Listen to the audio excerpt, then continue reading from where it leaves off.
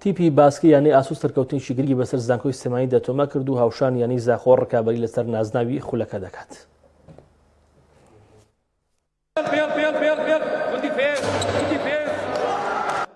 لە میانەی بەڕێوەچوونی یەکێک لە یاریەکانی هەفتەی پێنجەمی خولی باسکەییانەکانی کوردستان لە نێو هۆڵی زانکۆی سلێمانی یعنی ئاسۆ بووە میوانی زانکۆی سلێمانی. لە چارەکی یەکەم و دووەمی نیوەی یەکەم کوڕانی شاری هەولێر باشتر دەرکەوتن، توانیان بە ئەنجامی 20-19 و 22-19 خاڵ پێش بکەون. لە چارەکی سێیەمیش ئاسۆ باشتر دەرکەوت و زۆر بە ئاسانی 28-11 خاڵ براوە بوو. زانکۆی سلێمانیش تەنیا توانی لە چارەکی چوارەم بە ئەنجامی 13-11 خاڵ سەرکەوتن تۆمار بکات.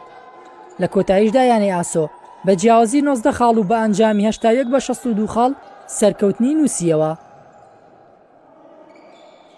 بەنای خۆی گەورم ویلەمان بەڕاستی ئەو یاری ئەو ڕۆکەلۆمە زۆ گرنگ بوو، توانیمان ینی بەو یاریە بتوانین لەگەری یانی زاخۆ بچین یاری کۆتایی.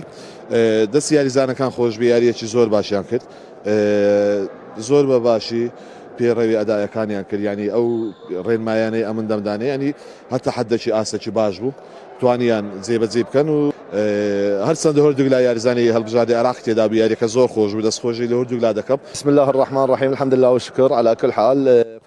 سەرکەوتنێکی گرنگمان بەدەستێنا و ڕکابەری لەسەر نازناوی خولەکە دەکەین. زانکۆی سلێمانی تیپێکی بەهێز و ڕێکخراوە و یاریزانی لاوی باشی هەیە. یانەی ئاسۆ یاریزانی ئەزمونداریە و ئینشاڵڵا لە دوو یاری داهاتوو ڕکابەری نازناوەکە دەکەین و بەدەستی دەهێنین. بسم الله الرحمن الرحیم. الحمد لله ئەنجامەکانمان زۆر باشە، چونکە ئێمە وەکو یانەی زانکۆ بەتەمای ئەوە نەبووین کە لە دەوری کوردستانە بەشداریکەین، بەڵام بەشداریمان کرد و خۆحازرکردنی بۆ پلە دوی عێراق. یعنی ئەم یاریانەکەیکەین یعنی بەبێ توانم بڵێن بەبێ هیچ بەرامبەرێک کردومانە وەکو خۆحازرکردنێ. بەو ئەنجامە یانەی ئاسۆ هاوشانی یانەی زاخۆ بە 4 برنەوەی تەواو بووە خاوەنی 8 خاڵ و دوو یاری داهاتوو بۆیان یەکلاکەرەوە دەبێت. لە کاتێکدا یەکێک لەو یاریانە ڕوبەڕووبوونەوەی نێوانیان دەبێت.